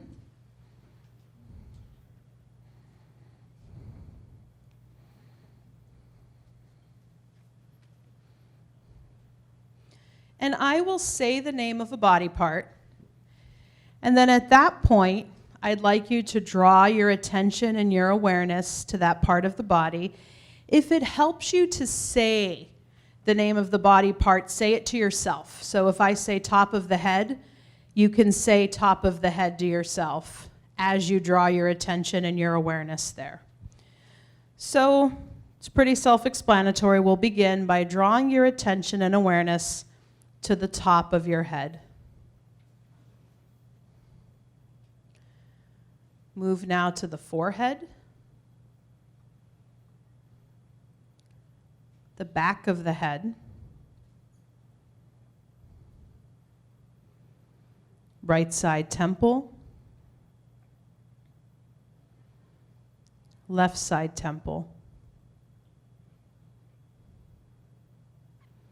right side eye, left side eye, nose, cheek on the right side, cheek on the left side. Notice your lips, your teeth, your tongue,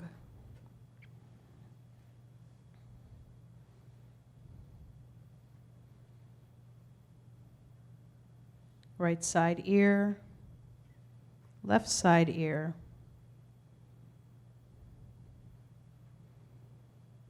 right side jaw, left side jaw, throat, back of the neck, right side shoulder, upper arm on the right side, elbow, forearm, wrist, palm of the hand, top of the hand, thumb,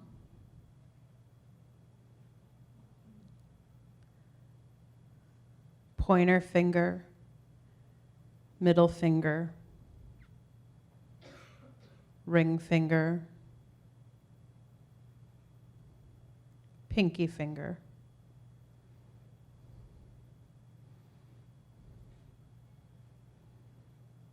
Moving now to the left side shoulder, top of the arm, elbow, forearm,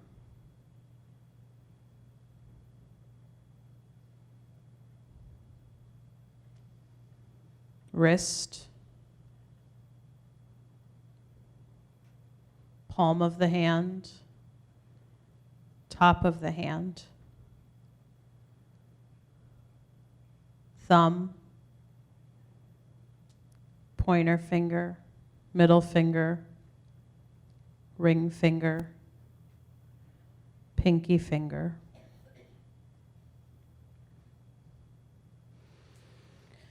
Going to that place on your back where the shoulders meet the top of the back, and scan your back, top of the back, middle back,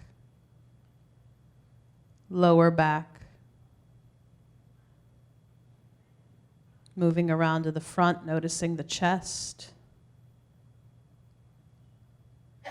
your stomach,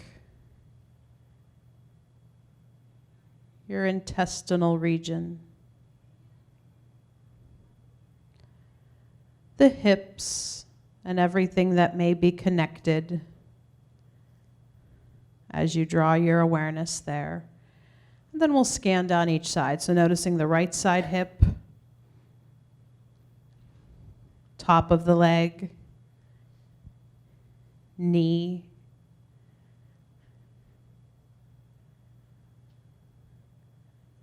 calf, shin, ankle,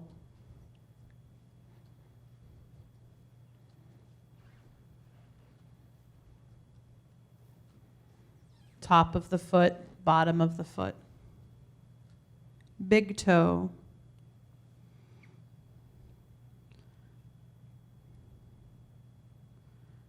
and then each of your other toes, first, second, third, fourth.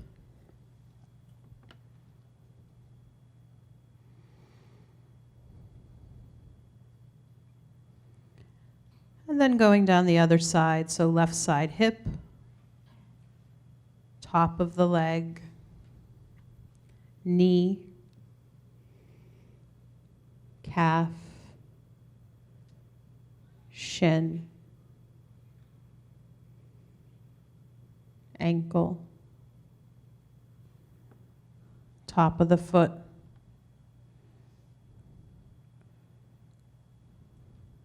bottom of the foot, big toe, and then your second, third, and fourth toe.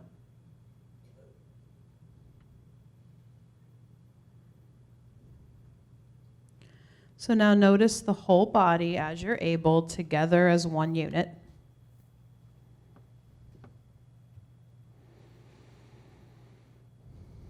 And notice whatever you notice.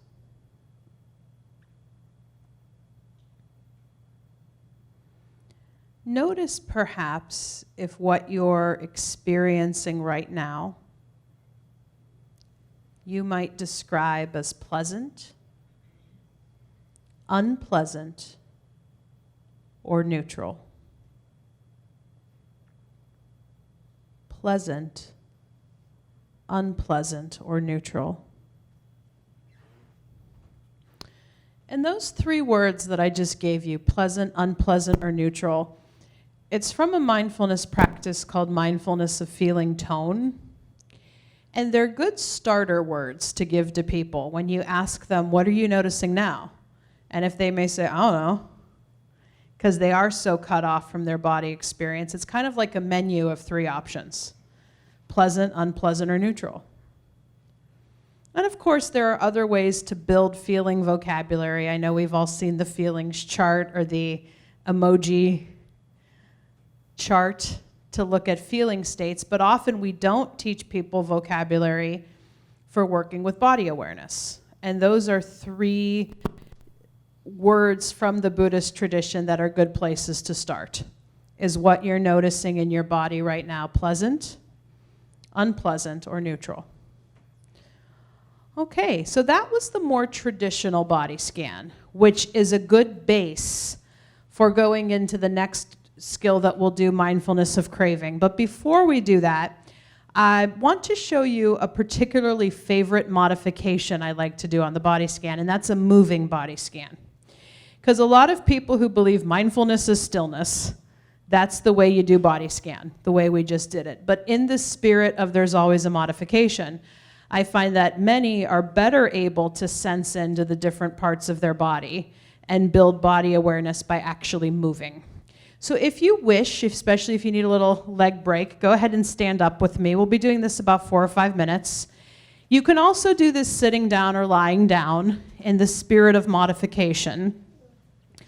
Although the goal of this exercise will now be, I'll scan the body again a little quicker, but I'll ask you to move your body when we get to the different parts, or if it works for you, just to make a little bit of touch contact. So I saw some of you do this already. When I said top of the head, go ahead and bring your hand to the top of the head. Maybe even combing your hair or lack of hair. I do not judge. And then just to the level of your comfort, maybe making touch contacts with the different parts of your face. So the temples, the forehead, be even making circles around the eyes, squeezing the nose a little bit, gently tugging, don't hurt yourself, just kind of gently tugging on each ear.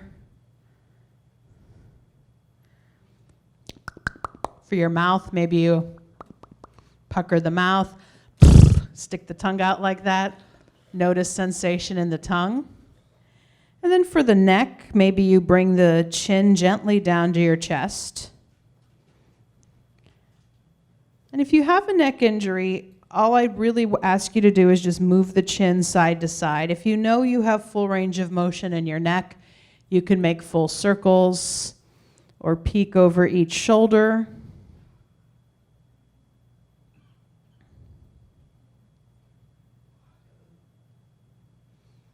For your arms, maybe you raise your right arm up overhead or to your side, roll the shoulder a little bit, bend the elbow,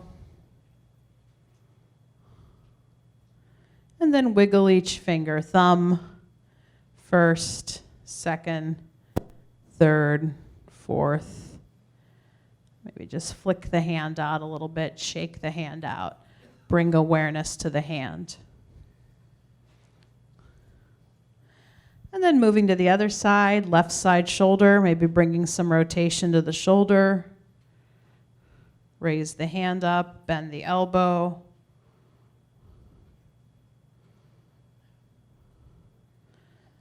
Circle the wrist. And then as you're able, bending each finger, thumb, second, third, fourth, fifth. And maybe flicking or shaking the hand out, wrist circles, if you didn't do that already. And then maybe just gently bringing your hand over your heart, patting that area. Squishing the shoulders up again like we did before, and then down. Let's do that 2 or 3 more times. Noticing your shoulders, noticing your upper back. And for your lower back and your hips, don't go radical here. Just gently press the hips forward.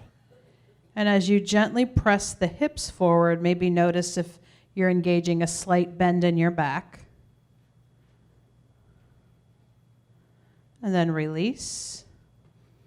And then maybe turn the hips side to side, just bringing a little motion there. Good.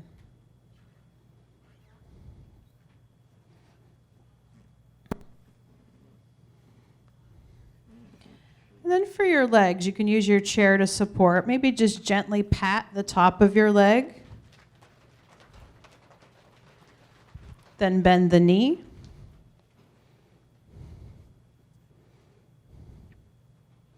Bring the foot out in front of you and maybe flex and point the foot as if you're pumping down on a gas pedal. Roll the ankle if you like. Once more, you can use a chair for support.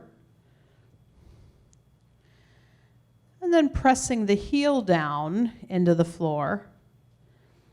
And then we'll go one toe at a time, starting with the big toe. So big toe, second toe, third toe, fourth toe, fifth toe. And now feel the weight of the whole foot pressing in. And then on the other side, same thing. Maybe gently pat the top of the leg.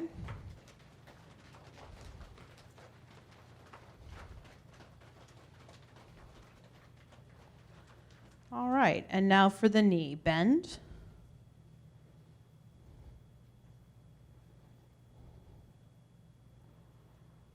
And then flex the foot, point the foot. Circle.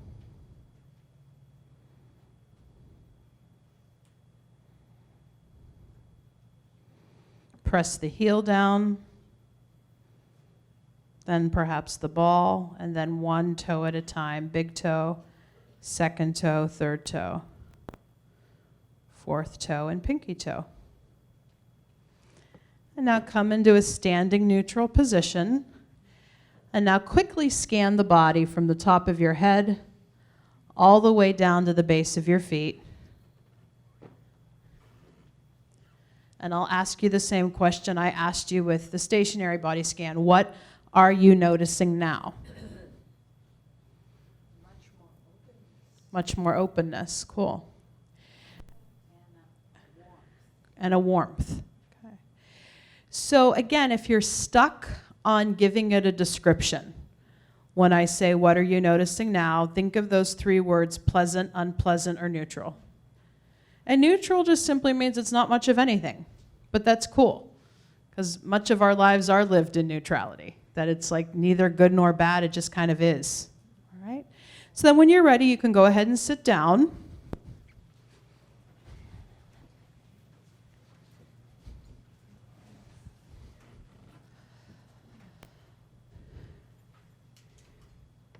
So both of these exercises may seem incredibly elementary. Yet, I think it's not lost on many of us that people who are struggling with trauma, addiction, or both are incredibly cut off from their bodies. Incredibly cut off from listening to the body, or we may put chemicals or some other reinforcing dopamine releasing activity into our body just to keep from feeling what our body's bringing up. Or we may have lived in such a state of numbness that even letting ourselves feel something that isn't chemically charged artificially can be foreign. So these exercises are some of the best I know for helping people to start orient themselves or reorient themselves to their body, and then listening to the body's wisdom. Something that is really supported now by the trauma neuroscience, and something that I have seen since my early days as a recovering person, is that my body will signal something's wrong long before my head or my mind even computes what's going on. And so it is a vital skill to be able to teach our folks how to listen to signals at the level of their body and hopefully respond accordingly with something that is either more healthy or adaptive, or to teach them that even if it is an unpleasant experience, using your breath, using other tools, it is something that you can ride out. So the reason I showed you the difference between the still body scan and the moving body scan is what I've been getting at all morning, that spirit of variation. You may notice that you were better able to build body awareness through the still body scan. Awesome. You may notice that it was a better experience for you to actually move the body scan. I really believe both are viable, both are correct, if they're going to meet the core intention here, which is helping a person safely orienting themselves to this fact that I have a body and that I can start to pay attention to it. So body scanning is really the mindfulness solution for this. But realize that any physical activity also offers you an opportunity to ask questions like, what are you noticing now? Like going surfing can do it, dancing can do it, taking a walk outside can do it. And I believe the most important question I ask as a clinician for clients is, what's happening in your body right now? What are you noticing in your body? And if they say something like, I don't know, I'll either respond with, what's your best guess? Or let's start with pleasant, unpleasant, neutral. Is the experience you're sensing into right now pleasant, unpleasant, neutral? And if they say pleasant, you can follow up with anything specific, make it pleasant. And it could be that you start to get vocabulary like, I feel more open, I feel more warm. If it is unpleasant, could be that I have these like red spiky nails in my chest. That's what unpleasant feels like. And then where that moves us into mindfulness of craving is being able to identify a sense of awareness of what craving feels like in the body, and then be able to respond accordingly. So if you'd like to try this exercise with me, you may. In your handout packets that goes around, you would want to look up the mindfulness of feeling tone exercise. And on my videos, this would be under mindfulness of feeling tone. But since this is an addiction-specific training, I specifically want to give you an example of how this can be used with craving. And I know a concern a lot of clinicians bring up is, well, you know, I don't want to get my client into a state of craving in my office. What better place, though? When they are in an environment that is hopefully safe and supported, and they can help you, or you can give them the help and the resources they need to notice the craving, notice the information, and then be able to develop a plan for dealing with craving. Because craving is a part of life, I have learned. Somebody asked me once, after 17 and a half years in recovery, do you still have cravings? Yes, is the short answer. They're not as frequent. They're not as life or death anymore. There's more space I'm able to take in between kind of noticing the first signs of it, being able to realize it's not the end of the world, and then go to my breath, go to my other strategies, and let it pass. But I never feel that the total elimination of craving is what we're going after. It's how can you healthfully deal with craving as it comes up. All right, so if you want to try this exercise with me, it is probably one of the more risky ones I'm going to show you today. Risky meaning I'm going to ask you to bring up something that you have a tendency to crave.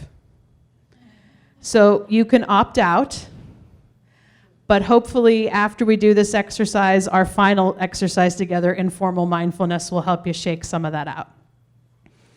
So obviously, even though I don't crave drugs and alcohol much anymore, chocolate is still a factor. Certain codependent tendencies can be a factor. So, and if you don't directly identify as having a craving of any kind, just pick something that's unpleasant, like a bill you just received. Traffic. It's my least favorite part of coming to LA. Glad there's so many beautiful people here. I would never come because of the traffic. So pick something that's unpleasant, or if you like, you can work with an object of your craving. So you can close your eyes or leave them open like we've done throughout. And once you bring that craving or that unpleasant association into your awareness, just hold it there for a while in your awareness. Notice if it has any sensory qualities like sight or sound, any parts of it that are particularly triggering. And if you haven't already, draw the awareness to the body.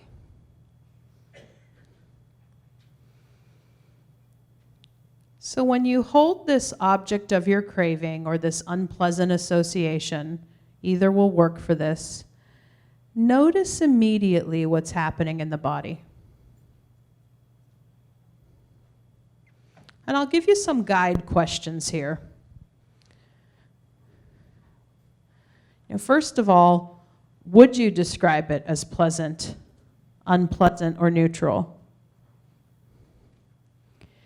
Is it an experience that is happening all over the body or one localized place or one region? Where are you noticing in the body?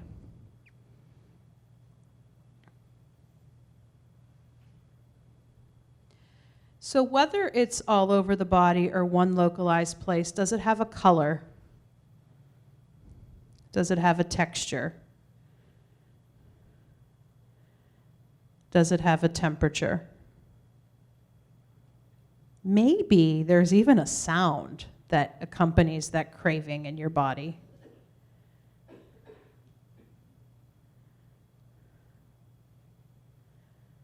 Or a smell. A lot of people have different sensory experiences with craving. So once you're aware of it, see if in the spirit of mindfulness you could simply notice it without judgment. Notice it without judgment.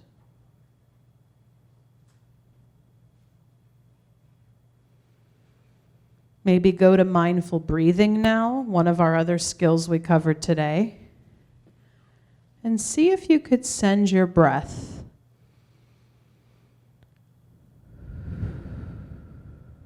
in the direction of that body experience.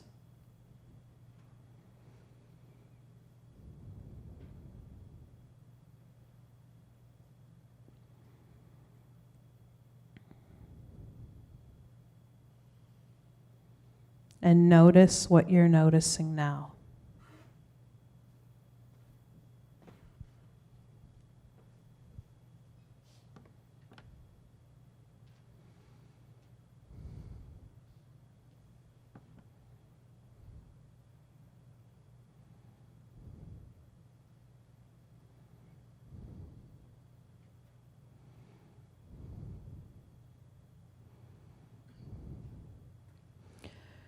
So if I was working with you one-on-one, I would have more flexibility and opportunity to ask you or to brainstorm, what does your body feel like it most needs now to help this pass, other than kind of giving into it?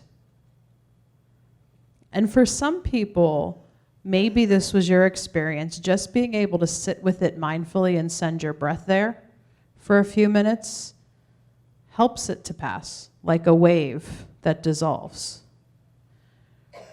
For others, a more proactive measure may need to be taken, like I need to actually go outside and take a walk in the fresh air. Maybe it is I do need to call someone, like a sponsor or a trusted person, and just 6 to 7 minutes of talking, and I forget that this is even here. And then once we move here into informal mindfulness, I'll show you a few of my other favorite strategies for just kind of releasing unpleasant body sensation. But the whole goal here of mindfulness of craving is that you teach people to recognize things at the level of the body. Because if you can help them catch it there, so to speak, and develop an adaptive action plan accordingly, it's truly one of the most valuable mindfulness-based skills you can teach people for having a successful long-term recovery experience, is to learn how to listen to the body, not be afraid of it, and respond accordingly. So informal mindfulness, the next one. I've spoken to this at a few points already today. This speaks to the idea that any human activity can be embraced as a mindfulness exercise. Whether it is taking a walk, dancing, art making, surfing, brushing your teeth. I'll mention brushing your teeth here in a minute. But in order to kind of most address where the needs of the group may be, if you want to join me in a little bit of informal mindful movement, I will ask you to stand up. And really think of that word informal. And hopefully you can embrace that as an invitation to not take yourself so seriously, that you're not getting graded on any of this. So one strategy I often like to show under informal mindfulness is something I had kind of modeled already, this idea of flicking. So maybe noticing if there's still some stuff lingering in your body, especially after the craving exercise, or some stuff lingering in your body that you didn't like what was said today, and send it down to the ground. Just any distress, send it down. Really notice the sound your fingers are making. Notice the sensation of it. Remember that all experience is an opportunity to be aware. And part of the wisdom here in indigenous medicine of sending something down to the ground is that the ground is designed to absorb and transform negative or unserving energy. So ground it down. And then after that feels complete, come into a place of stillness. Take a couple breaths into that. Scan the body. And notice what you're noticing now.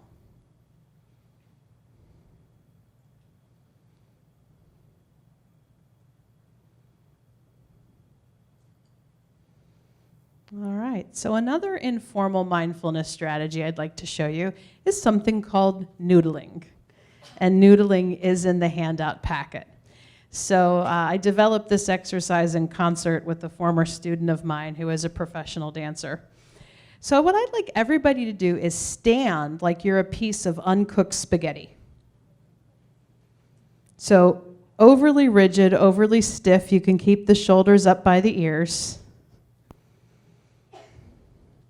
And notice what it feels like to take on the role of an uncooked piece of spaghetti.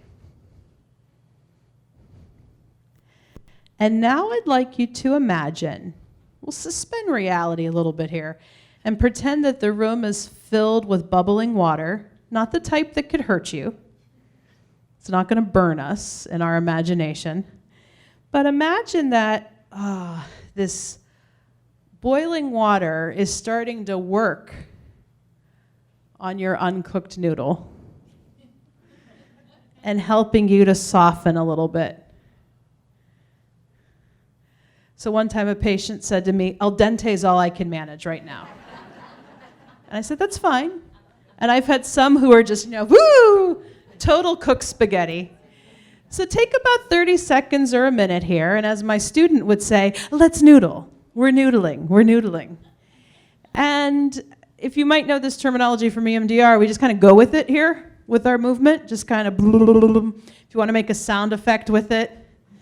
You may think of this as a way to shake out or slither out any remnants of unpleasantness that are remaining in your body.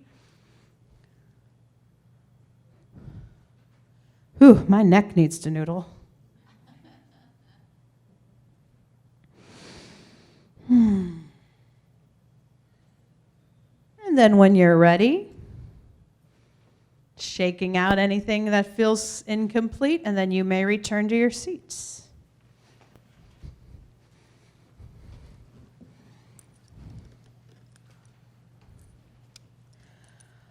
So we have about 10 minutes left formally, and I don't want to leave anybody hanging, so I would like to open the floor for some questions, comments, discussions. If you're still thinking or formulating one, something else I'd like to say about informal mindfulness is this. People ask me all the time, how long do I have to practice this stuff every day? So some research studies will say 25 minutes, and I've already made the point that clients won't do it at all, typically, if they think they have to do it that long. So my answer to the question is whatever you can commit to consistently. So if that's 3 minutes a day, if that's 5 minutes a day, do that. And the consistent building of the practice is what will help you really be able to embrace this as a way of life and have meaningful change in the brain long term. So I mentioned brushing your teeth earlier. How I often get clients to engage with this is I might say, what is one activity you do every day no matter what? And brushing the teeth is a common example I can get. So what I may say is, can you turn your morning toothbrush into an opportunity to practice mindfulness where you're paying full attention to everything you're doing, uncapping the toothpaste, putting it on the toothbrush. And that's easier said than done, because I'm the kind of toothbrusher that when I'm brushing my teeth, I can have a tendency to check my phone, pick out my clothes. So it can be a radical new intervention to actually embrace brushing the teeth on a daily basis. Any questions, comments, lingering concerns? Yes? You know the chart that you have up here, I guess if you could just say like could you just explain a little bit about how it works going across a little bit? I mean, personally, I think it's pretty self-explanatory because it basically shows that when you're working with mindful breathing, this is the particular biological mechanism that is being amplified when you are engaging in mindful breathing. And these are some of the behavioral outcomes you can see happen with it and some of the clinical outcomes that you can see happen with it. That's really the purpose of the chart. If you feel it's useful sharing that with clients, you may, but my tendency is not to because I don't want to set themselves up to be like, well, this isn't happening, so it's not working. So my focus when I work with things clinically is to focus on the exercises themselves. And the ones that I showed you are not the only ones. They're not the only mindful breathing exercises. If you look at the packet, if you look at the video site I sent you to, there's a lot more you can try. But it would be useful to monitor, like as a client continues to do more mindful breathing, are you starting to see changes in these behavioral areas and in these clinical areas? Because if so, that's a pretty good sign that the specific techniques that you're teaching are working. And I will just say that that is specifically what the literature has specifically shown are the kind of intended of, how these specific exercises are working. Because for some people, especially, not so much clients, but people you may work with, they may have questions like, well, what is this mindfulness actually doing? And that gives you some more kind of meat you can provide. But I like this chart. I just kind of share it very frequently in a lot of different settings now.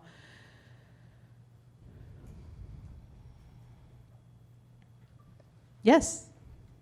So, I haven't read, I haven't read the book yet Mhm. about mindfulness with EMDR, but Mhm. I'm wondering if you have a client who's got pretty complex trauma, PTSD, you would start with this before using anything, any bilateral stimulation? My or- approach to teaching, doing, and training EMDR is that you teach mindfulness strategies of all kinds at the phase 2 level, at the preparation level.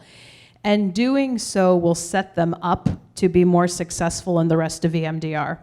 Because, I mean, and I know this is a little beyond the topic of what I'm talking about today, that the founder of EMDR herself was a mindfulness practitioner. She was a meditator. And even a lot of the EMDR protocol itself is very steeped in mindfulness.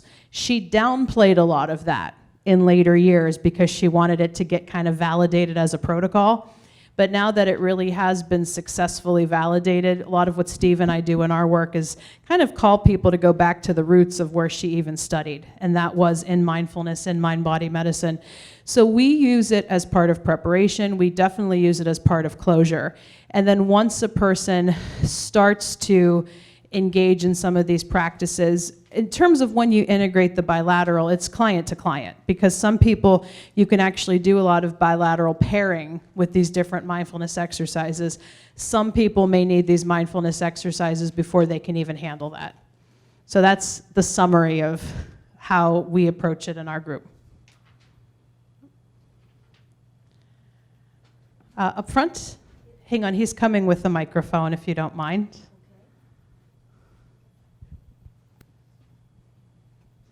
This is impressive, and thank you for coming. My pleasure. Thank you for And, having me. Yeah, and you're welcome.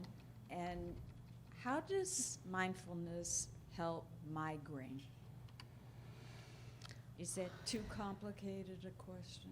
Not necessarily. I mean, I'm more likely to answer it as how can mindfulness help migraines, because I never want it to be like, oh, practice mindfulness and your migraines will be eradicated. Because so much of the answer with mindfulness or EMDR with any of these kind of chronic pain concerns is you want to get it checked out medically first, by all means, to make sure that any of the organic issues are being addressed. But if there's ever a psychological edge or an etiology that seems to be at play with a manifestation of migraine or any other physical health concern, the hope is that it may help you to handle stress more effectively. That may lessen the tendency for the body to scream, pay attention to me. Because I do think a lot of what stress-related illness is about is your body is saying, I need you to pay attention to me.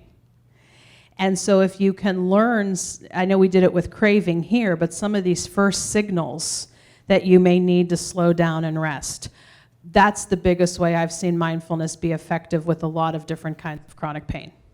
So, all right. Well, thank you very much. Thanks, Doc. Great So- job. Thank you. So as a reminder, this is the resources site, Trauma Made Simple. We also have cards on the back table. My mailing list is back there too if you wish to get on it. I have a couple other recommendations in your handouts that you can explore, references and further reading, and then here is all my contact information. Thank you again so much for having me.